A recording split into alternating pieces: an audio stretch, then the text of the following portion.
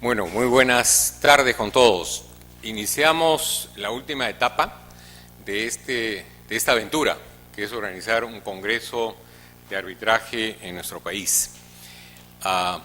Vamos a iniciar este primer momento con la presencia del doctor Miguel Temburi, a quien le vamos a invitar para que pase adelante, porque queremos compartir con ustedes una novedad que para nosotros es una real satisfacción.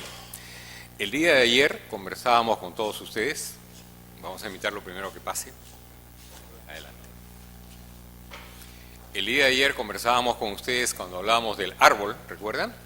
De la importancia que tiene los centros de arbitraje, cómo aquí en el Perú la relación casi es 3-1 de arbitrajes ad hoc versus arbitrajes institucionales. En España la relación es 1-1, es decir, hay tantos arbitrajes ad hoc como institucionales, y el centro de arbitraje de la Cámara de Comercio de Madrid es ciertamente el centro más importante en España. Para nosotros es una satisfacción muy grande poder compartir con ustedes que hemos tomado un acuerdo con el presidente del Centro de Arbitraje de la Cámara de Comercio de Madrid de firmar un convenio de intercambio de experiencias, donde entre los primeros pasos que vamos a llevar adelante es el auspicio del próximo Congreso de la Cámara, y lo que nos va a asegurar, o la presencia del doctor Temburi, que sería excelente, la presencia de un profesor español árbitro de dicha Cámara. En segundo lugar, este acuerdo supone un intercambio de experiencias en relación a los casos ya de arbitraje e incluso algo tal vez mucho más importante. En el caso de que nosotros llevemos adelante un arbitraje internacional aquí en Lima, llevado por la Cámara de Comercio de Madrid a través de su corte, pues este proceso se llevará en nuestro centro y viceversa, ¿no? De tal manera que para nosotros es como la luz al inicio de lo que podrá llevar adelante este centro, que es llevar arbitrajes internacionales. Esta novedad la queremos compartir con ustedes, y como no queríamos hacerlo, digamos, privadamente, sino públicamente, invité al doctor Miguel Temburi, que ha tenido a bien venir un momento para acompañarnos al inicio de este congreso, y yo quería agradecerles a ustedes que nos regalen solamente un par de minutos para proceder a la firma del acuerdo, de tal manera que puedan ser ustedes testigos de este paso que para nosotros como centro, aunque no necesariamente se lo imaginan, pero me imagino que si se pone en mi posición y en la posición de la universidad sí, es un gran paso, ¿no? Entonces queríamos compartirlo con ustedes, por eso les estamos robando un par de minutos para ello. Quiero agradecer especialmente al doctor Miguel Temburi, que con mucha disposición primero llevó este proyecto de acuerdo a su consejo, no es una decisión personal sino gremial, y aceptaron que fuera así, luego de conocer las características de la experiencia del Centro de Arbitraje de la Universidad, y por ello estamos también doblemente agradecidos. Entonces vamos a proceder a la suscripción del acuerdo. Acá hay dos textos. El acuerdo firmado entre la Corte de Arbitraje, la Cámara Oficial y Comercio e Industrias de Madrid y el Centro de Análisis y Decisión de Conflictos de la Pontificia Universidad Católica, a través de este centro de arbitraje, como ustedes saben, está operando desde hace algunos años. Lo que tiene como objetivo central, quería solamente compartirlo, es cooperar con el objetivo de desarrollar el arbitraje comercial internacional mediante la provisión de ayuda organizacional entre ambas instituciones, ¿no? Y con este propósito, la Corte de Arbitraje de Madrid se compromete a ceder sus instalaciones, salas y servicios al Centro de Arbitraje en forma gratuita para la celebración de arbitrajes en el Centro de Arbitraje que tenga lugar en Madrid, igual modo aquí en el Perú.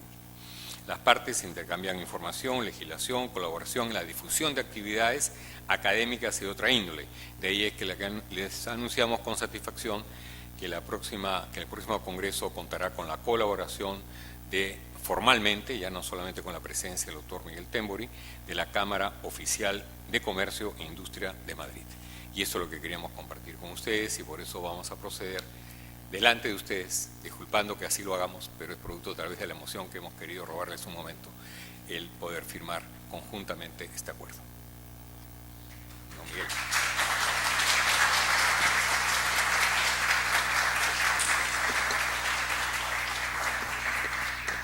Unas palabras simplemente para agradecer al doctor Guzmán Barrón no solamente la amabilidad que ha tenido al contar conmigo una vez más como ponente en este prestigioso congreso, sino desde luego en la disponibilidad y en la firma de este convenio, que para nosotros también es muy importante, porque además para nosotros también es un convenio absolutamente pionero y en el que tenemos depositadas muchas esperanzas.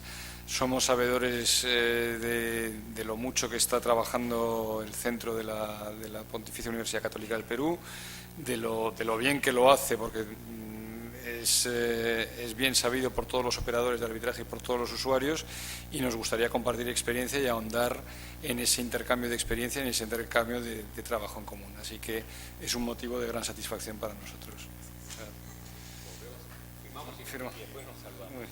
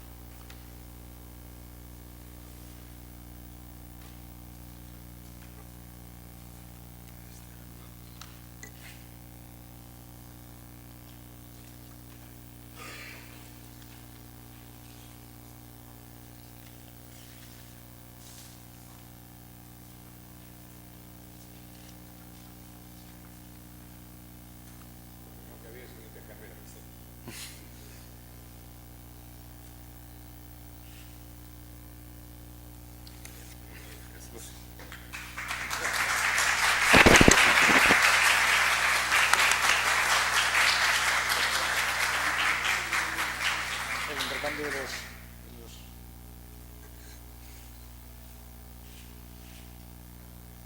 Muy bien. Gracias.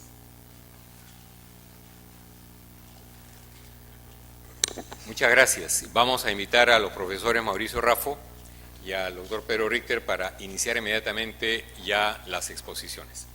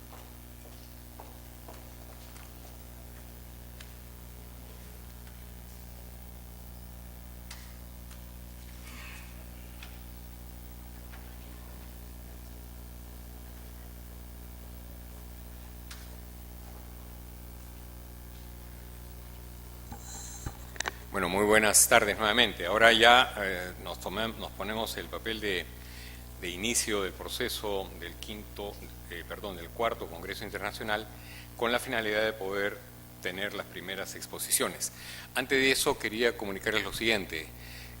Tenemos ya la grabación completa de la presentación del doctor que iba a exponer el primer día y que lamentablemente no pudo hacerlo, que es, vamos a buscar acá el nombre de él, Nicolás Lloreda. Vamos a colgarlo en la página web, la exposición que él iba a hacer sobre la experiencia latinoamericana en la solución de controversias relativas a inversiones CIADI, de tal manera que a partir del lunes tendrán ustedes la presentación. La íbamos a hacer hoy día, pero son 40 minutos de exposición y eso nos iba a limitar los tiempos para las presentaciones de hoy presenciales, entonces preferíamos por eso no hacerla. Lo íbamos a hacer desde un inicio, pero vimos que el tiempo no iba a dar. Eso generó un cambio muy rápido para poder más bien hacer la presentación de aquellos que hoy día nos acompañan. Y yo quisiera hacer una muy breve referencia. Conversábamos con el doctor Mauricio Raffo y con el doctor Pedro Richter la incidencia que tiene este primer bloque en campos nuevos, absolutamente nuevos. No campos teóricos, sino prácticos relacionados con el arbitraje. En primer lugar, lo que es el arbitraje y el sector eléctrico, cuya exposición estará a cargo del doctor Mauricio Raffo La Rosa, quien es bachiller en Derecho y abogado por la Universidad de Lima, socio del estudio Miranda y Amado, segundo expositor del estudio Amado. Ustedes recordarán que el primero fue el doctor José Amado el día lunes, abogado, profesor de Derecho Procesal en la Universidad de Lima, expositor en diversos congresos y seminarios en materia arbitral y derecho procesal. Él conoce nuestro centro, curiosamente no como abogado, sino como, perdón, no como árbitro, sino como abogado de parte en procesos arbitrales que se han llevado en el centro de arbitraje. Pero conversando con el autor antes de ingresar, estamos verificando, y ayer se habló mucho de los árbitros y de su nivel, y estamos seguros que el doctor Mauricio Raffo integrará muy pronto nuestra set de nómina de abogados o de árbitros que pueden trabajar con nosotros. Inmediatamente después tendrá el uso de la palabra el doctor Pedro Richter Valdivia, socio del estudio Torres Carpio Portocarrero y Richter, integrante de la Comisión de Reforma de Códigos que redactó el proyecto de ley sobre el contrato de seguro, árbitro del Centro de Conciliación y Arbitrajes de la Superintendencia, miembro del Comité Marítimo Internacional y además miembro de la Asociación de Derecho Marítimo. El doctor Pedro Richter va a tratar un tema también para nosotros muy importante, que es el arbitraje y los seguros. Cómo es que trabaja el arbitraje en este campo y cómo es que los arbitrajes que lleva adelante el Centro de Conciliación y Arbitraje de la Superintendencia ya se están manejando en el campo institucional y cómo muchos de ellos se siguen desarrollando, y por eso no quiere decir que mal, sino muy bien, y él seguramente nos comentará su experiencia en el campo en lo que es arbitrajes ad hoc en materia de seguros. Entonces, sin más, vamos a dejar en la palabra al doctor Mauricio Raffo La Rosa para que pueda hacer esta exposición, agradeciéndole de antemano su disposición de colaborar con nosotros. Tiene la palabra el doctor Mauricio Raffo La Rosa. Muchas gracias. Muchas gracias a la Universidad y al Centro por la invitación.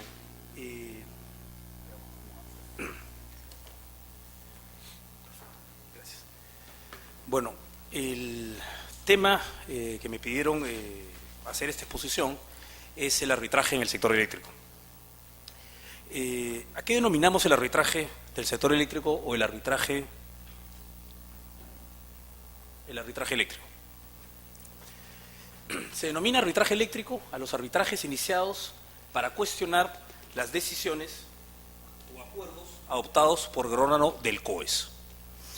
Y por tanto, para poder entender qué cosa es el arbitraje eléctrico, tenemos que hacer una breve explicación de qué cosa es el COES y qué tipo de decisiones adopta que pueden ser llevadas a un arbitraje.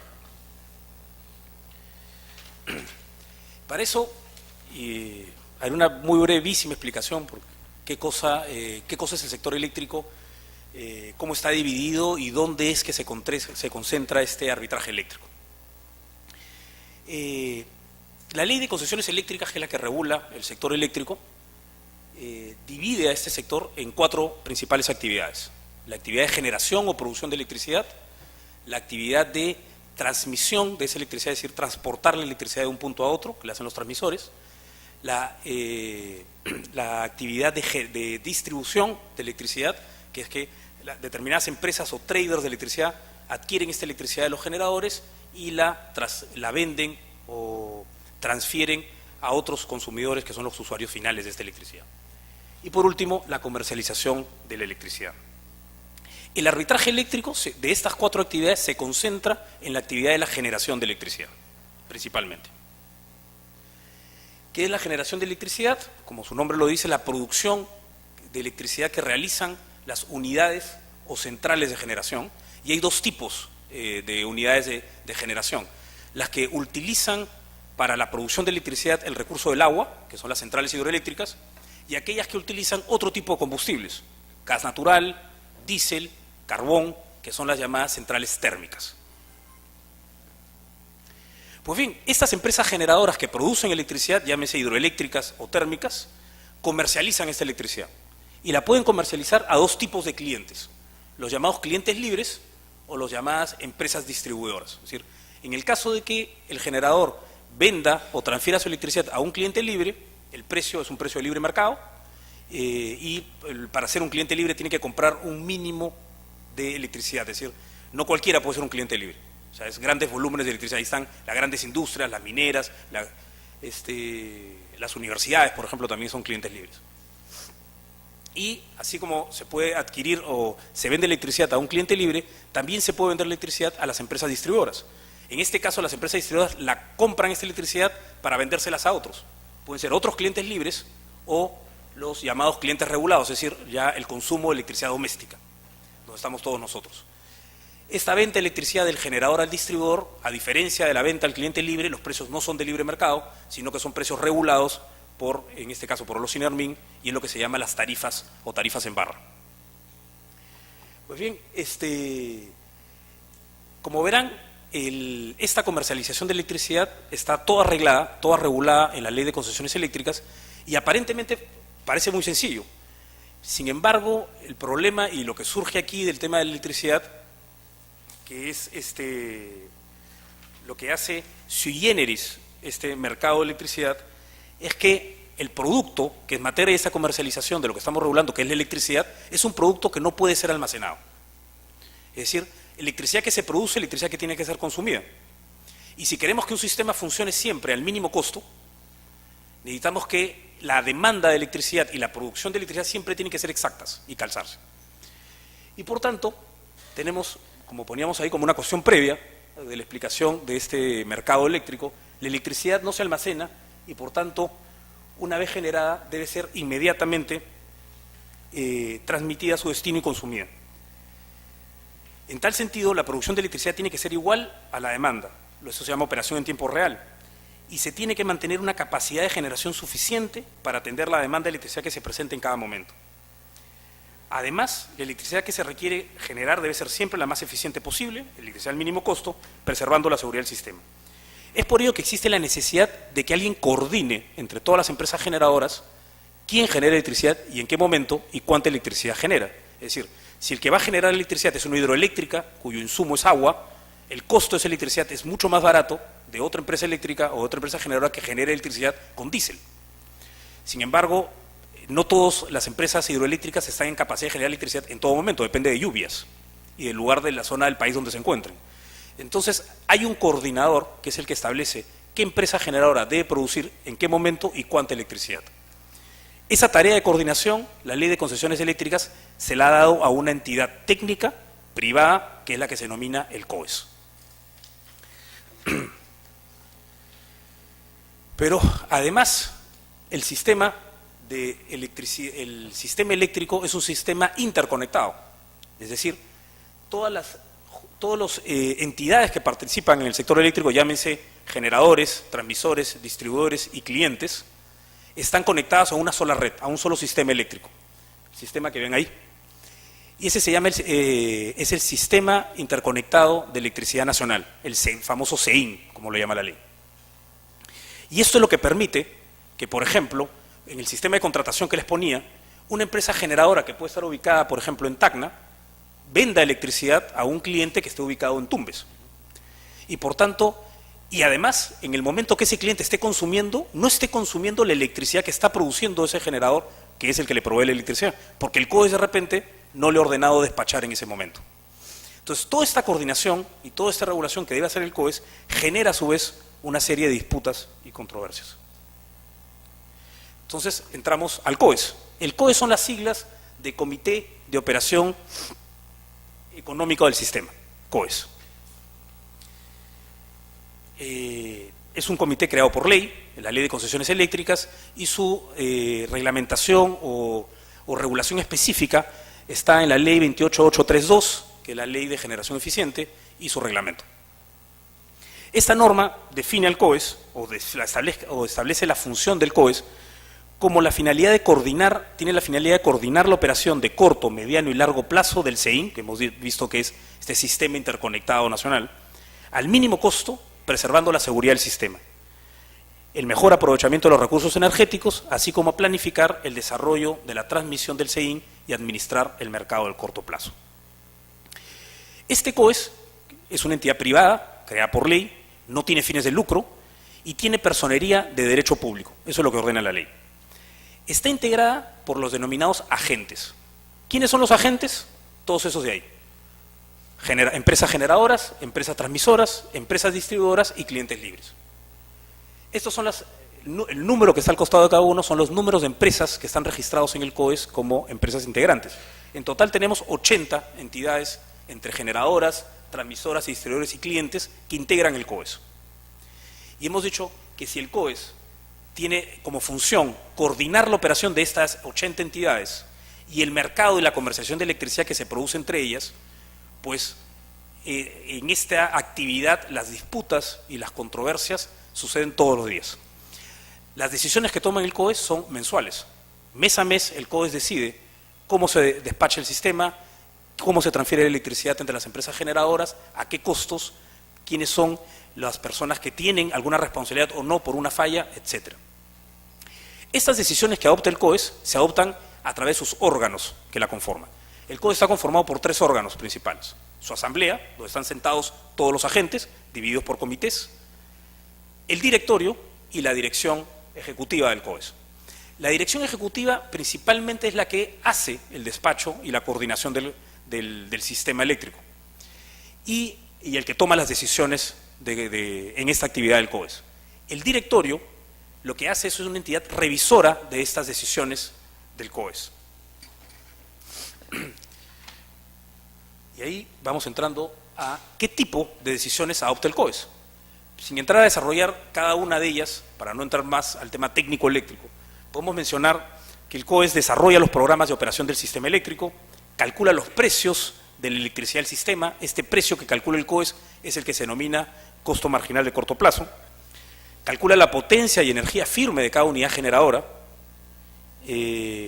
para que se puedan ver la idea de que, por lo menos como a manera simplemente de ejemplo, la última central térmica que una empresa generadora construyó y implementó, que está ubicada en Chilca, la remuneración por potencia que el COES le puede o no asignar es alrededor de los 15 millones de dólares anuales.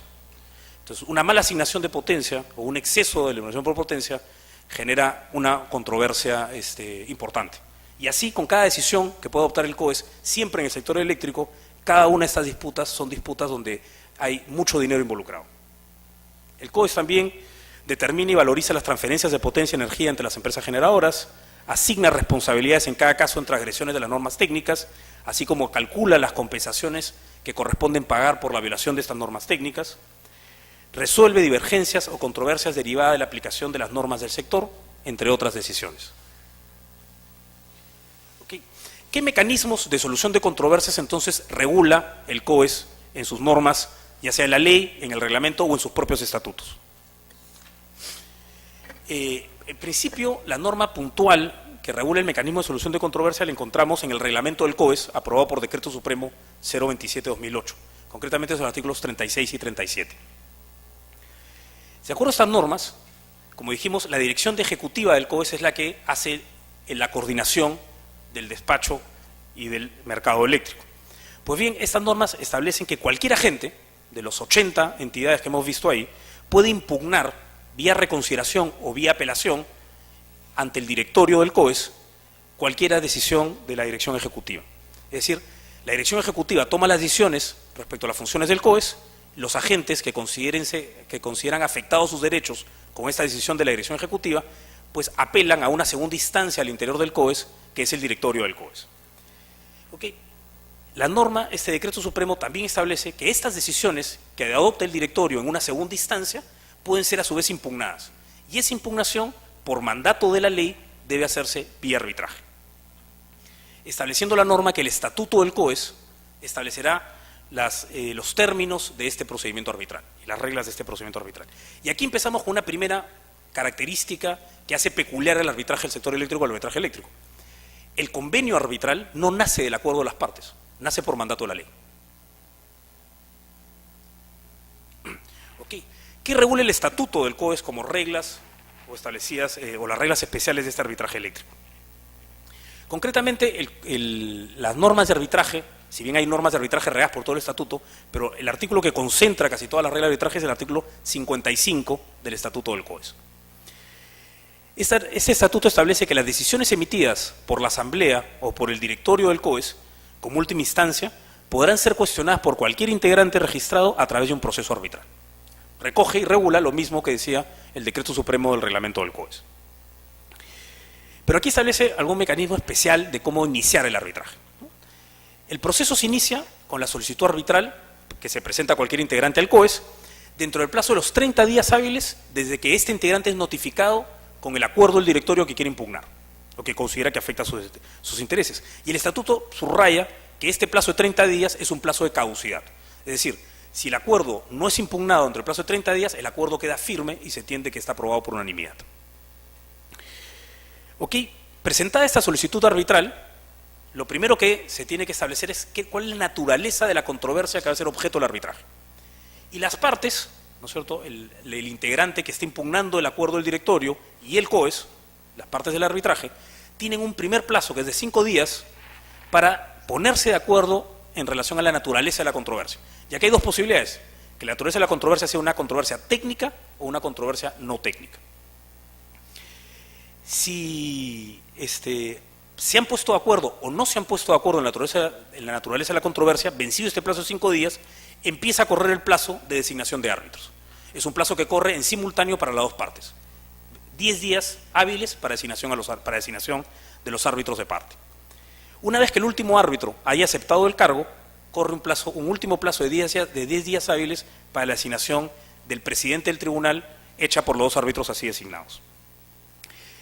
En esta etapa, que es de la conformación del tribunal, hay otro plazo de caducidad distinto al que mencionamos antes, que es muy importante. El estatuto establece que la solicitud arbitral caduca en un plazo de 3 meses. ¿Cómo opera este plazo de caducidad? Como hemos dicho, hay un plazo de 10 días original para que las partes designen a los árbitros de parte y designados estos, un plazo de 10 días para la designación del presidente. Okay. Si cualquiera de esos plazos, la designación de los árbitros de parte o del presidente del tribunal, se vence y ninguna de las partes solicita a la Cámara de Comercio, que como está previsto en el estatuto, la designación del árbitro en rebeldía del que tenía que designarlo, o el árbitro que corresponde, dentro de un plazo de 3 meses, esa solicitud arbitral caduca y el acuerdo del directorio que se pretendía impugnar queda firme. Es importante aquí que esta es la única referencia que se hace a la Cámara de Comercio, al centro de arbitraje de la Cámara de Comercio, lo encontramos en esta norma del estatuto, y solamente se le asigna como entidad nominadora de árbitros y como entidad encargada de resolver disputas en la nominación o designación de los árbitros, recusaciones, inhibiciones y sustituciones. ¿Okay? ¿Qué características, además de las ya mencionadas, hacen especial al arbitraje eléctrico? O sea, ¿qué encontramos en el arbitraje eléctrico que no encontramos de forma regular en otros tipos de arbitraje? Uno de los primeros temas, y por un tema de cuestión de tiempo nada más he escogido 4, es lo que es la materia arbitrable o las pretensiones que pueden verse en un arbitraje eléctrico. En primer lugar, el estatuto es claro en señalar que lo que va a ser materia de una pretensión arbitral en el seno del COES es la impugnación o cuestionamiento de un acuerdo del directorio o un acuerdo de la asamblea. Es decir, no serán arbitrables las controversias entre los integrantes del COES entre sí, salvo que esa controversia esté recogida en algún acuerdo del directorio o de la asamblea. Es decir, siempre vamos a tener que estar ante una impugnación de un acuerdo del directorio o uno en la asamblea. Cualquier otra disputa que pueda tener el COES y un integrante del COES o los integrantes entre sí, que no esté referida a un acuerdo del directorio de la asamblea, eso será materia no arbitrable en el arbitraje eléctrico. O estará fuera del convenio arbitral. Tampoco procede, no procede el arbitraje, ni siquiera procede las impugnaciones dentro del mecanismo interno de impugnación del COES contra los actos de ejecución. ¿A qué se refiere esto? Es decir, la idea es que no haya arbitraje de los arbitrajes ni múltiples arbitrajes sobre una misma materia.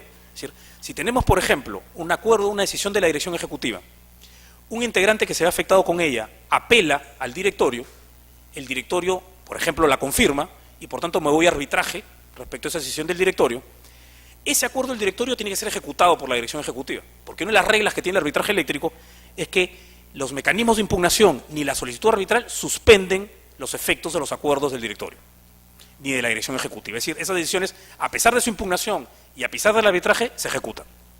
Entonces, ¿qué va a ocurrir? Como el COES toma decisiones mes a mes, al siguiente mes, la dirección ejecutiva volverá a liquidar, por ejemplo, valorizaciones de transferencia de energía, y va a aplicar el mismo criterio respecto al mismo tema. Entonces, con lo cual podría haber un segundo arbitraje, y así el siguiente mes un tercer pedido de arbitraje, y una tercera decisión del directorio, un cuarto arbitraje. Es decir, si un arbitraje calculamos que dura, si es un arbitraje complejo técnico, un promedio de 2 años, podemos tener 24 procesos arbitrales sobre la misma materia en simultáneo.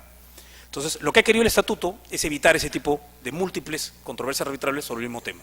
Si uno de los temas llegó al directorio y se ha ido a arbitraje, lo que resuelve ese laudo arbitral tendrá efectos retroactivos y abarcará todo el periodo donde ese criterio ha sido aplicado.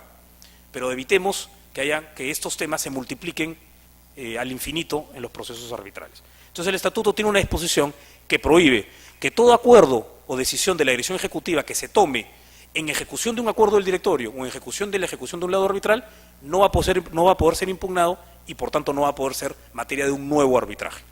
Solamente le establece una excepción, que es cuando la dirección ejecutiva se aparta de lo decidido por el directorio o va más allá de lo decidido por el directorio o lo decidido por el laudo arbitral. En esos casos, la materia sí es impugnable y sí puede haber un nuevo arbitraje. Segundo tema o característica especial, el tipo de procedimiento arbitral que se sigue. Y aquí se aparta un poco de la regla general de la ley de arbitraje. En primer lugar, el arbitraje en el sector eléctrico es un arbitraje ad hoc, salvo pacto en contrario. El centro de arbitraje, en la referencia, como repito, que hacía el estatuto del centro de arbitraje de la Cámara de Comercio es solo como entidad nominadora y por tanto es un arbitraje ad hoc. Segunda característica que tiene el arbitraje eléctrico por el tipo de arbitraje, el arbitraje de conciencia como regla general. Es decir, como les mencioné, una vez que se presenta una solicitud arbitral, las partes tienen que ponerse de acuerdo en la naturaleza de la controversia, que puede ser técnica o no técnica.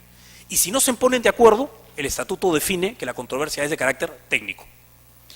Y por tanto, el arbitraje o el tipo de arbitraje que debe seguirse para resolverla es un arbitraje de conciencia. Es decir, ante la falta de acuerdo, si es técnico o no técnico, si es de conciencia o es de derecho, el arbitraje será de conciencia. Otra característica especial, los efectos del laudo. Normalmente en cualquier proceso arbitral el laudo solo produce efectos entre las partes que intervienen en el arbitraje. En el arbitraje eléctrico no. El laudo en un arbitraje eléctrico afecta a todos los integrantes del COES, hayan participado o no hayan participado en el arbitraje. Además, otra de las características que tiene el laudo es que rompe el deber de confidencialidad o la obligación de confidencialidad que establecía en la Ley General de Arbitraje y que es un elemento o característica de cualquier arbitraje. El laudo, el del arbitraje eléctrico, es público. Tanto la solicitud arbitral como el laudo están, por mandato del estatuto, deben ser publicados en el portal de internet del COES, de acceso público. ¿Cuál es un problema con el tema de este laudo con efectos erga omnes en todos los integrantes? Si hemos dicho que hay 80 agentes que conforman el laudo, ¿cómo hacemos para garantizar el derecho de defensa a todos los integrantes para participar en un arbitraje donde pueden afectársele sus intereses? En el caso del COES, como lo explicaba al comienzo, se produce un fenómeno que puede ocurrir como si tuvieran ustedes un globo en las manos, o un globo semi-inflado, y si ustedes aprietan por un lado, sale un chupo por el otro. Es decir, en el sector eléctrico la cantidad de electricidad y el costo de esa electricidad es uno solo. Y por tanto, si ustedes benefician a alguien económicamente, alguien va a ser perjudicado. Y si perjudican o benefician por el otro lado, alguien va a ser afectado por el otro lado. Es decir, las controversias en el arbitraje eléctrico tienen la peculiaridad de afectar a mucha gente a la vez.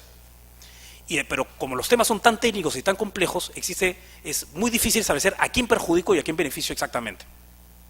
Y ahí nos genera un problema. ¿Cómo garantizamos el derecho de defensa de todos los integrantes del COES? El estatuto, o el nuevo estatuto, ha creado lo que se llama un mecanismo prearbitral de notificación. Es una característica especial. ¿Es la mejor solución o no? Está en discusión hoy en día, pero por lo menos es un intento de solucionarlo. ¿En qué consiste esa notificación prearbitral? Y con eso termino, que era la última característica que les quería traer. La solicitud de arbitraje se publica en el portal de internet del COES, con el fin de que todos los integrantes, todos los 80 integrantes del COES, puedan tomar conocimiento que se está iniciando un arbitraje respecto a un acuerdo del directorio del COES. Y por tanto tengan la oportunidad de determinar si esa controversia afecta a sus intereses o no. Y el estatuto les va a otorgar un plazo de 15 días hábiles a todos los integrantes para pedir formalmente su incorporación al proceso arbitral que se ha iniciado. También prevé un mecanismo de integración al arbitraje fuera de plazo, pero tiene su regulación especial. Y aquí surgen dos grandes interrogantes que el estatuto no soluciona. Este integrante que pide intervenir en ese arbitraje porque considera que la materia que se está discutiendo o el acuerdo del directorio que se está impugnando lo afecta económicamente o lo afecta directamente, ¿interviene como parte o interviene como tercero? Eso es un tema que hoy día está en plena discusión en los arbitrajes eléctricos. Hay arbitrajes que están discutiéndose, por ejemplo, en la Corte de Arbitraje de la Cámara de Comercio, porque, por ejemplo, y es un caso concreto, un integrante solicita su intervención dentro del plazo de un arbitraje porque considera que él es el que va a pagar la factura de lo que decide el tribunal arbitral. El COES y la parte que pidió el arbitraje sostienen que ellos son los únicos que pueden ser demandante y demandado en el arbitraje, y si quiere intervenir solamente puede intervenir como tercero y no como parte. Por tanto, no lo dejan participar en la designación del tribunal arbitral, y el tema sube al Consejo Superior de Arbitraje porque se recusan a todos los árbitros por no participar en su designación.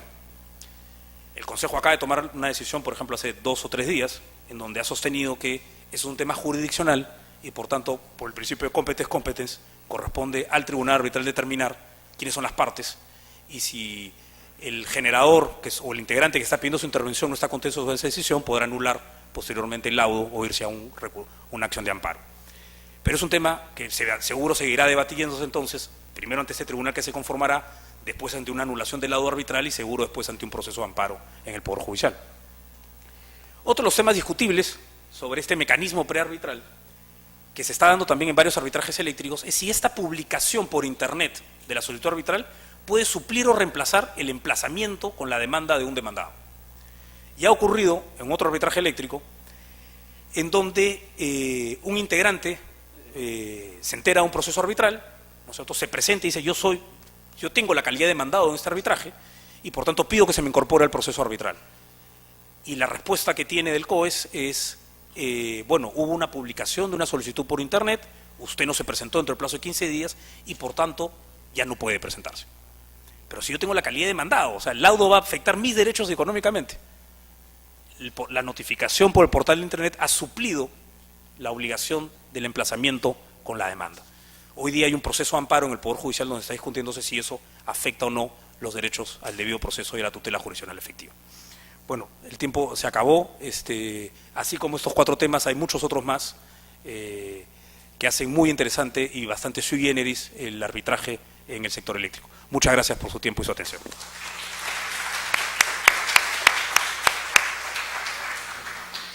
Agradecemos mucho al doctor Mauricio Raffo, que nos ha introducido en un tema que probablemente para muchos sea nuevo. Realmente creo que es un campo especial del arbitraje. Nosotros tuvimos alguna participación cuando integrábamos la Comisión de Libre Competencia y veíamos los temas vinculados al COES, pero en el mundo arbitral no. En consecuencia, creo que son novedades que son interesantes para un congreso de esta naturaleza. Inmediatamente después, la palabra al doctor Pedro Richter Valdivia, que, como ya señalábamos, va a tocarnos otro tema muy interesante relacionado con los seguros y el arbitraje en los seguros. Tiene la palabra el doctor Pedro Richter. Buenas noches.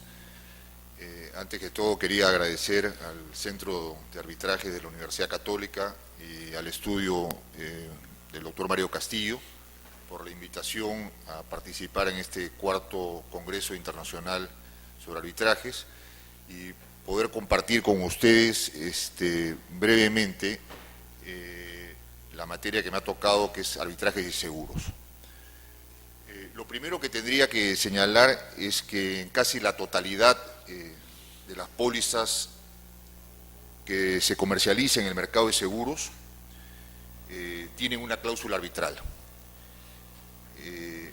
No existe ninguna ley especial que regule el arbitraje en seguros. Por ende, los convenios arbitrales que están incorporados en los contratos de seguro son redactados por lo general por las propias compañías aseguradoras y son de alguna manera cláusulas que guardan cierta similitud. Por ende, se dan en algunas cláusulas, vamos a poder advertir que están referidas a arbitraje de derecho, otras inclusive, en muy pocas, pero algunas hay, de arbitraje de conciencia, e incluso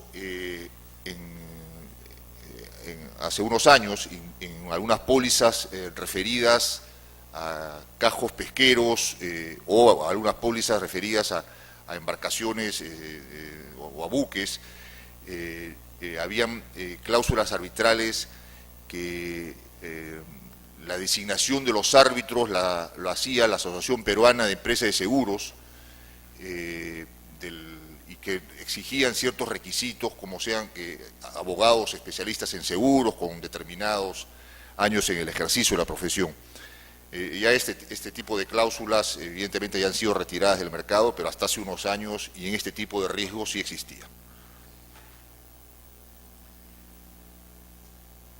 En cuanto al, como cualquier otro mercado o actividad, en los seguros también se dan cuando existen conflictos en la relación asegurado-asegurador o conflictos entre las compañías aseguradoras y las compañías reaseguradoras, diversos tipos de arbitrajes, que algunos son internacionales y también arbitrajes nacionales. Dentro de los arbitrajes internacionales se dan comúnmente en la relación asegurador-reasegurador, que básicamente derivados de los conflictos que se puedan generar en los contratos de reaseguro.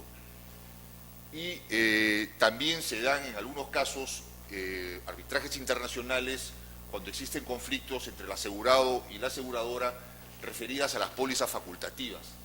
Las pólizas facultativas básicamente son pólizas de seguro donde las compañías aseguradoras trasladan casi el 98 o 99% del riesgo que asumen a compañías reaseguradoras.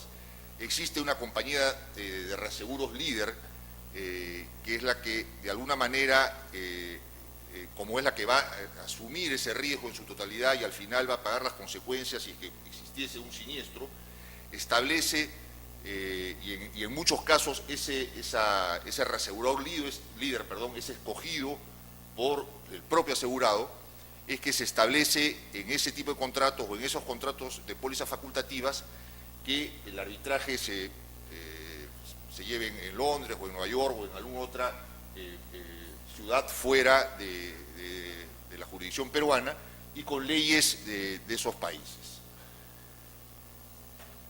Tenemos también dentro del arbitraje nacional los arbitrajes, como decía, ad hoc y el arbitraje institucional. Y aquí hay una separación entre lo que son los seguros de grandes riesgos y los seguros denominados seguros personales. Dentro de los seguros de grandes riesgos, que son de arbitraje, la experiencia nos indica que no ha habido mayores problemas. Los arbitrajes ad hoc se han desarrollado de alguna forma de manera pacífica, no solamente en la designación de los árbitros, del presidente, en la instalación del tribunal o las reglas que pueden fijar los árbitros, sino en los laudos, en la gran mayoría de los casos han sido acatados por las partes y por ahí evidentemente siempre ha habido algunos procesos que pueden haber sido materia de algún recurso de anulabilidad, pero por lo general los laudos y no han habido mayores problemas en este tipo de arbitrajes, sean ad hoc o institucional, pero digamos los arbitrajes de grandes riesgos donde participan por lo general evidentemente personas jurídicas o empresas. En los seguros personales, que están básicamente referidos a los seguros de vehículos, accidentes o seguros de vida, sí han habido algunos, o existen en verdad algunos inconvenientes, que es justamente lo que quiero traer acá en esta exposición. Antes de eso, ¿qué cosa es lo que se discute básicamente en los arbitrajes en materia de seguro? Lo que más se discute en realidad es el alcance de la cobertura del seguro, las delimitaciones de cobertura, los determinados riesgos que pueden estar excluidos de una póliza. La gran mayoría de los conflictos en materia de seguros se genera por la creencia por parte del asegurado de pensar que cuenta con una cobertura mucho más amplia de aseguramiento que en realidad está definida en el contrato. Y esto básicamente se presenta en algunos casos por un tema de mala información o una deficiente asesoría que pueda contar en ese campo. Otro de los temas que se discute mucho es el tema del interés asegurable, sobre la agravación del riesgo o la modificación del estado de riesgo, los temas de suspensión de cobertura, temas de reticencia, cumplimientos de cargas o garantías, que son de alguna manera estipulaciones que se establecen en la póliza y que debe cumplir el asegurado para poder tener, digamos, expedito su derecho a reclamar una indemnización en caso de un siniestro. Temas relativos al infraseguro, cuando la suma asegurada por la cual se asegura determinado bien no calza o no, digamos, no corresponde al valor real del bien, se incurre en una situación de infraseguro que trae como consecuencia, más allá de la aplicación de una regla proporcional que se hace, que el asegurado reciba una indemnización menor que la que le hubiese correspondido de haber asegurado el bien a su valor real.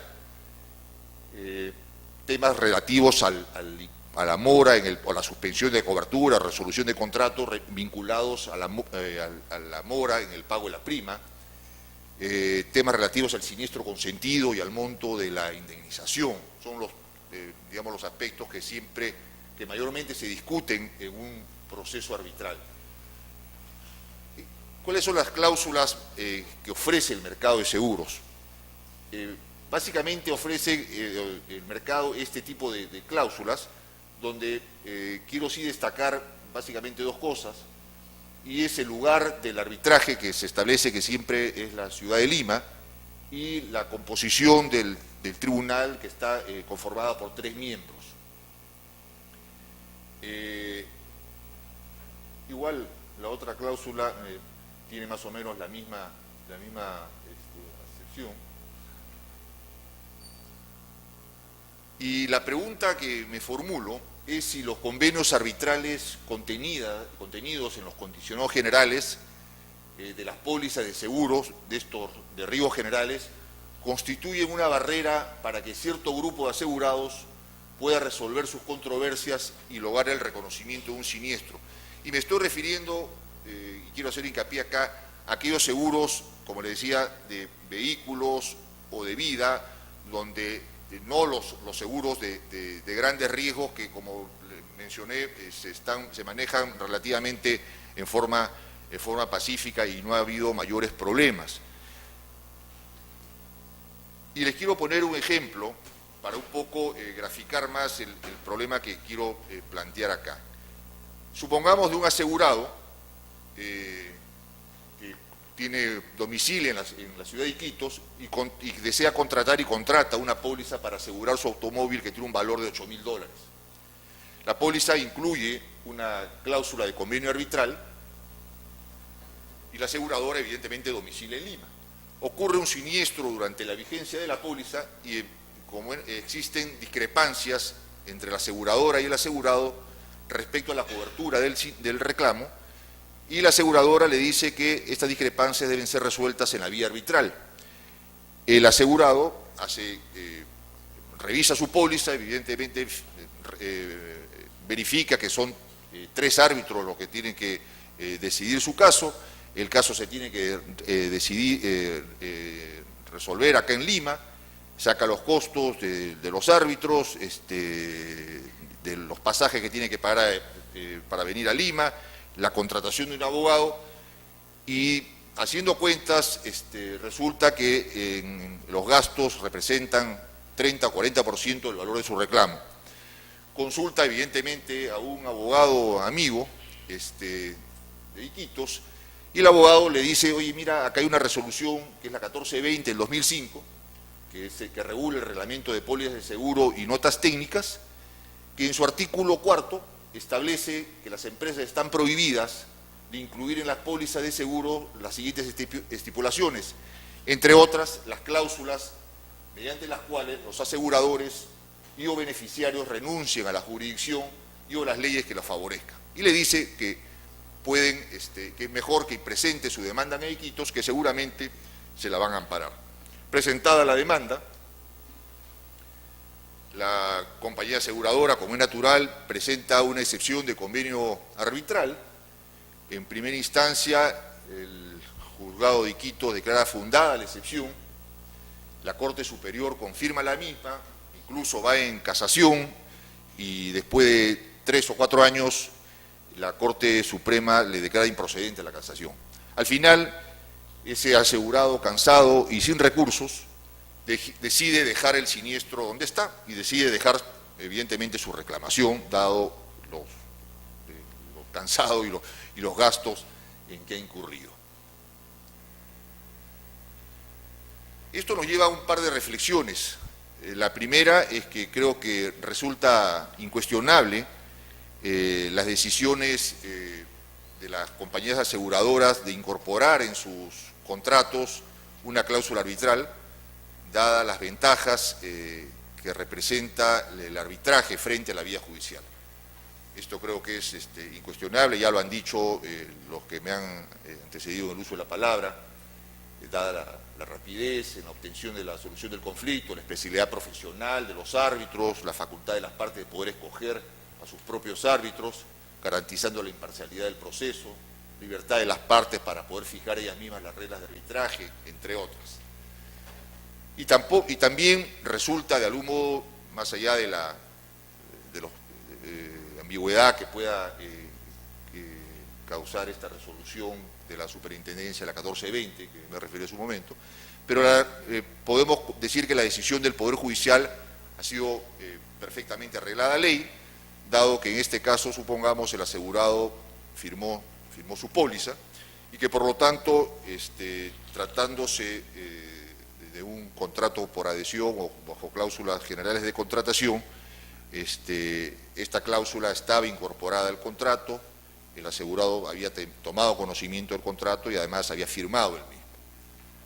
Sin embargo, el caso planteado nos deja una suerte de sinsabor, algo está pasando, y que nos puede pasar a cualquiera como usuarios de seguros. Entonces, podemos vivir una situación similar. Entonces la pregunta es, ¿qué hacer? ¿Qué alternativas tenemos para procurar que todos nosotros como asegurados o que los aseguradores podamos resolver nuestros conflictos en la vía arbitral y no tengamos que recurrir a la vía judicial? Incluso actualmente la propia Superintendencia de Banca y Seguros, en cuando se presentan algunos, de acuerdo a la normatividad vigente, cuando una compañía aseguradora presenta un nuevo producto de seguros o un nuevo condicionado de determinado ramo, tiene que pasar por una aprobación por parte de la Superintendencia de Banca, donde evidentemente hace un control ex post sobre las cláusulas que contiene el contrato, y ahí verifica si hay alguna cláusula abusiva o alguna cláusula que de acuerdo a esta normatividad de la 1420 puede ser, no debe incorporarse en el contrato. Y ya puntualmente sobre las cláusulas arbitrales, ya está de alguna manera sugiriendo a las compañías aseguradoras que las retiren y que sea preferible que esto se vea en la vía judicial. Porque evidentemente la Superintendencia de Banca y Seguros es consciente de este problema. Entonces veamos primero un poco la legalidad de dichas cláusulas. Como saben ustedes, existen 3 corrientes a nivel mundial y sobre todo en materia de cláusulas arbitrales en materia de seguros. Las que proscriben la pertinencia de la cláusula arbitral, que las prohíben en forma total, declarando nulas esas cláusulas, como por ejemplo en la ley argentina. En la ley argentina que regula el contrato de seguro, los convenios arbitrales son declarados nulos. Las que otorgan plena validez a la cláusula arbitral bajo ciertos parámetros, como creo que ocurre en la ley peruana, y las que legitiman el empleo un empleo relativo solo en casos específicos previamente definidos, como por ejemplo en la ley española. En el Perú, el contrato de seguro cae dentro de lo que se llama relaciones jurídicas estándar, y el artículo 15, que regula este tipo de contratos, establece que en el arbitraje nacional los convenios arbitrales referidos a relaciones jurídicas contenidas en cláusulas generales de contratación o contratos por adhesión serán exigibles solo si dichos convenios han sido conocidos o han podido ser conocidos por quien no los redactó usando una diligencia ordinaria. Y establece además que se presume, sin admitir prueba en contrario, que el convenio arbitral ha sido conocido en los siguientes supuestos, y establece 4 supuestos. Uno de ellos está incluido en las condiciones generales que se encuentran en el cuerpo del contrato principal, y este último es por escrito y está firmado por las partes. Esto es lo que comúnmente ocurre en las pólizas de seguro que se comercializan en el mercado, donde existe por lo general un condicionado general que regula, digamos, todos los seguros de daños, digamos, en los seguros se dividen entre el seguro de daños y seguro de personas. Los seguros de daños son, digamos, lo que afecta básicamente los bienes o la propiedad, como puede ser, como decía, los seguros de cascos pesqueros, seguro de aviación, de transportes, incendio, robo, en fin, y se diferencia de los seguros personales o de los seguros de vida o de accidentes, ¿no? Entonces, decíamos que existe un condicionado, que es el condicionado general que regula todos los seguros de daños. Aparte hay un condicionado general, donde en ese condicionado general que regula todos los seguros de daños está incorporada las cláusulas arbitrales.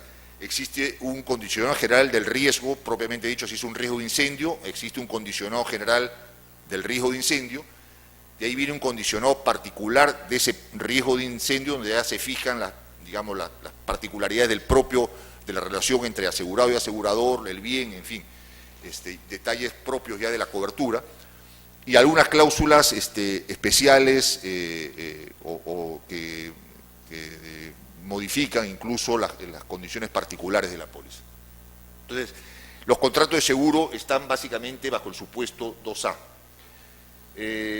Se señala además que si está incluido en las condiciones generales que se encuentran reproducidas en el reverso del documento principal y se hace referencia al arbitraje en el cuerpo del contrato principal, y este último es por escrito y está firmado por las partes.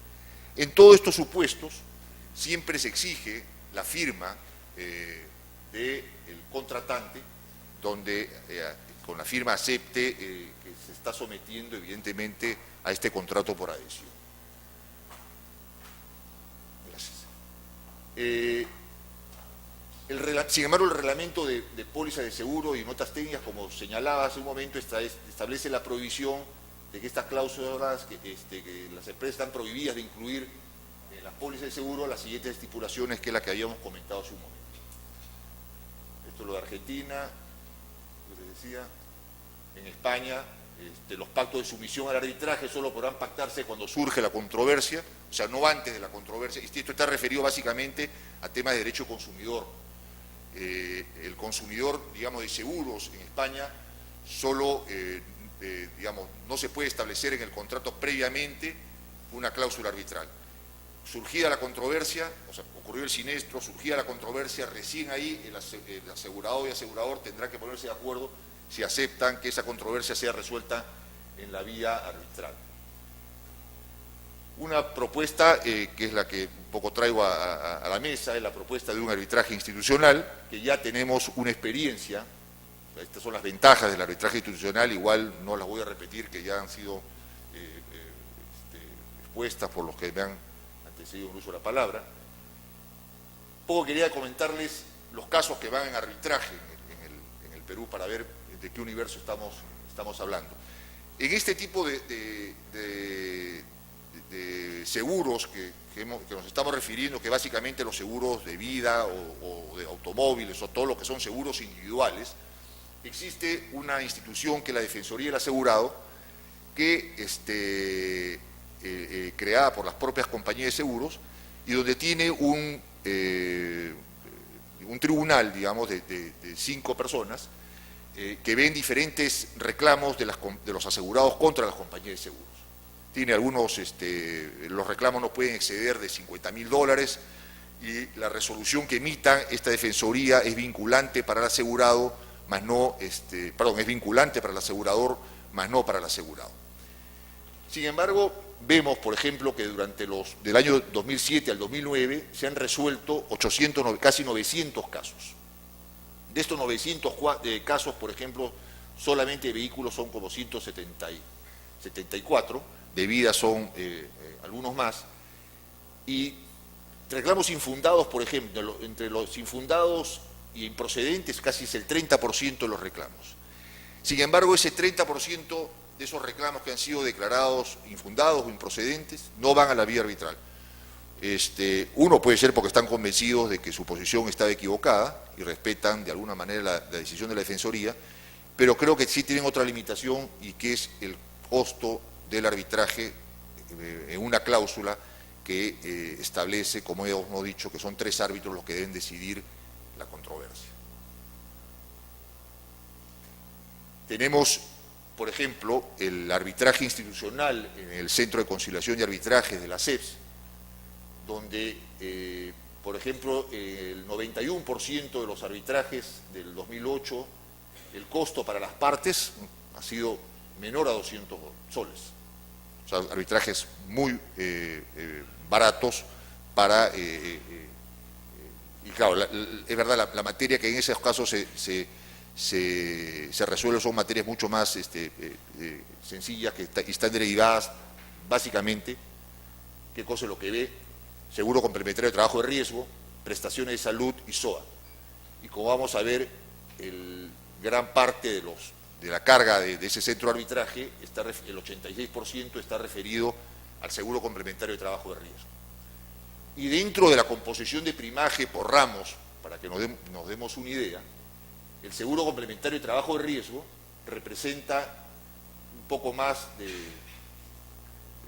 no llegan a los 200.000 soles de primas, no, pero 200 millones de primas al año, a diferencia de lo que es seguro de vida y seguro de incendio, que sumados dan 1.500 millones.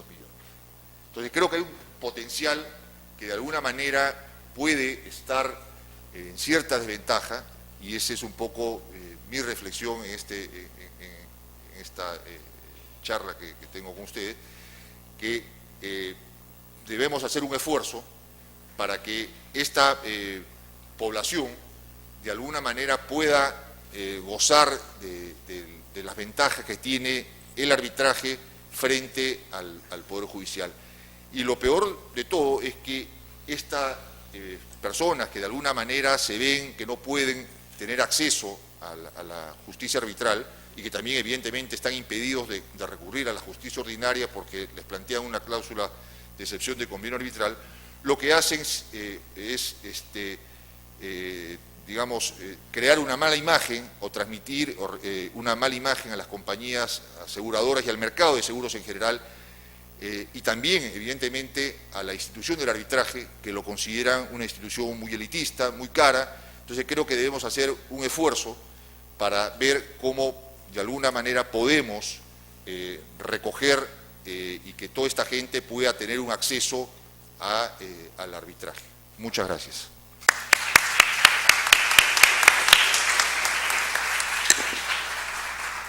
Pasamos inmediatamente al periodo de preguntas. Están ya las personas caminando alrededor de ustedes para poder recoger las preguntas que ustedes tengan bien, tanto para el doctor Pedro Richter como para el doctor Mauricio Raffo La Rosa. Vamos a esperar si hay algunas preguntas para hacer, de manera tal que podamos pasárselas a los expositores.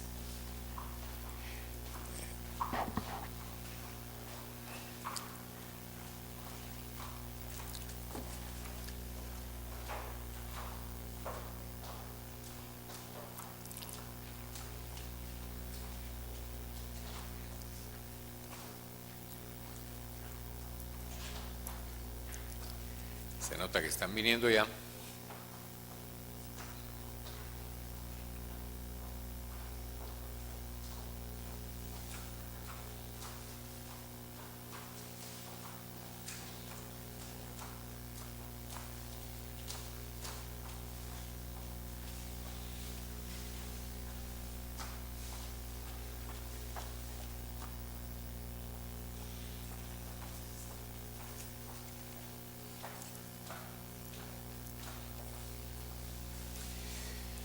Vamos a pasar primero una pregunta para el doctor Mauricio Raffo. Para poder participar como árbitro en una controversia que suscite un acuerdo de directorio, ¿debe el árbitro estar inscrito en el registro que administra el COES? No, no, el arbitraje es un arbitraje ad hoc como regla general y por tanto no hay ninguna limitación para ser designado como árbitro. Hay dos tipos de arbitraje en el arbitraje eléctrico, el arbitraje de conciencia y el arbitraje de derecho. En el caso del arbitraje de conciencia no hay ningún límite ni ninguna restricción y el arbitraje de derecho solamente es el ser abogado, que es la misma regla que se aplica a cualquier tipo de arbitraje. Para el doctor Richter, cuando existe discrepancias entre asegurado y aseguradora, en primer lugar no debería ser resuelto en primera instancia en la aseguradora y en segunda instancia ante la Defensoría del Asegurado. Entonces, ¿en qué etapa de este proceso entra el arbitraje? ¿O acaso ya no se sigue dicho procedimiento y se va de frente al asegurado a interponer arbitraje? Sí, en realidad el asegurado que tiene una discrepancia con el asegurador puede recurrir directamente al arbitraje. Y como comenté, si son, digamos, es una discrepancia de un siniestro que supera los 50.000 soles, dólares, no tiene posibilidad de tener acceso a la Defensoría del Asegurado. Si son pretensiones menores a los 50.000 soles, sí tiene acceso a la Defensoría del Asegurado y previamente, incluso en las compañías de seguros, tienen un área, digamos, donde plantean su reclamo, tienen una suerte de, digamos, de segunda instancia dentro de la misma compañía, planteando una reconsideración, y si desea va a la Defensoría, en el caso que la cuantía se lo permita, y si el resultado en la Defensoría le resulta desfavorable, puede recurrir al arbitraje. Ahí sí no hay ningún problema. Aquí hay una pregunta muy interesante para el doctor Pedro Richter vinculada a este recientemente promulgado Código del Consumidor, que como sabemos entrará en vigencia todavía en unos días. ¿Cómo afectaría el Código del Consumidor el proceso arbitral nacional común en los casos de sobrevida, accidentes y en relación con las cláusulas arbitrales? En definitiva, yo creo que va a seguir, o sea, tratándose de un contrato por adhesión o en cláusulas generales de la contratación, en la medida en que la póliza esté firmada, entendería que no va a haber no debería haber mayor problema. Siempre se va a suscitar la realidad. Sí nos dice que, por ejemplo, casi el 90% de las pólizas de seguro no están firmadas por los asegurados y en ese caso sí creo que podría haber algún tipo de dificultades, ¿no? para poder después invocar válidamente que el asegurado se sometió a una cláusula arbitral. Aunque también acá hay que tener en cuenta que si hay forma de acreditar que el asegurado tuvo conocimiento de esta cláusula arbitral, por ejemplo, recibió su póliza, pagó la prima, tuvo, por ejemplo, un siniestro anterior en lo que fue cubierto y siguió todo el procedimiento que establece la póliza para la atención de un siniestro y se le pagó el siniestro, no puede después alegar que no conocía que la póliza contenía una cláusula arbitral, ¿no? En total es un tema en discusión y creo que la discusión siempre va a estar abierta, ¿no? Pero doctor Mauricio Raffo La Rosa, siendo tan importante las asignaciones y compensaciones que hace el COES en el sector eléctrico, ¿qué sucede en los casos en que se dicta una medida cautelar de parte del tribunal que sin embargo al final del arbitraje se toma la postura contraria? ¿Qué puede hacer el generador al cual debido a esto se le asignó, compensó más de lo que debía, pero no ha sido parte del arbitraje? Bueno, el tema de las medidas cautelares en los arbitrajes eléctricos es un tema bastante común. Tanto las medidas cautelares antes del inicio de los arbitrajes en sede judicial, como las medidas cautelares dictadas ante el propio tribunal. Inclusive, en el mecanismo de solución de controversias interno al COES se establece también una cautelar que puede dictar el propio COES ante una impugnación, pues la regla general es que las impugnaciones no suspenden los acuerdos del COES. Entonces, esta regla del propio COES establece que el directorio, en caso de una apelación, puede suspender el acuerdo siempre y cuando se cumplan dos reglas. La primera, que el impugnante presente carta fianza que garantice las consecuencias económicas de la ejecución de la decisión, y siempre y cuando los afectados con la decisión o los afectados con la suspensión sea un grupo determinado y que pueda ser fácilmente compensable, o por lo menos por el volumen o el alcance de la decisión. Hasta ahora, por lo menos de la experiencia que he podido tener, nunca he visto al directorio que haya aceptado, han habido varios pedidos, pero no ha aceptado nunca la suspensión de esos acuerdos, pero sí he visto varias medidas cautelares, tanto arbitrales como judiciales, que suspenden los acuerdos de las decisiones del COES.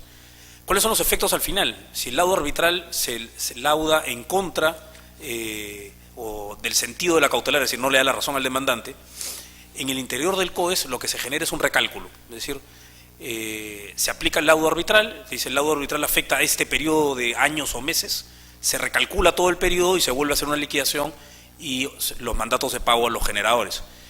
Cabe simplemente una última precisión: el no pago o el no cumplimiento de una orden del COES es un incumplimiento que está sancionado por los SINARMIN y una entidad como un generador podría perder inclusive su concesión. Muchas gracias. Finalmente, una pregunta para el doctor Pedro Richter.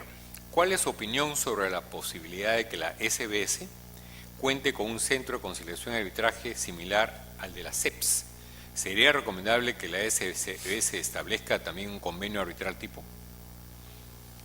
Bueno, yo creo que un poco esto es una, en realidad, responsabilidad y tarea de todos, y incluso la superintendencia, yo creo que vería con buenos ojos el poder crear un centro de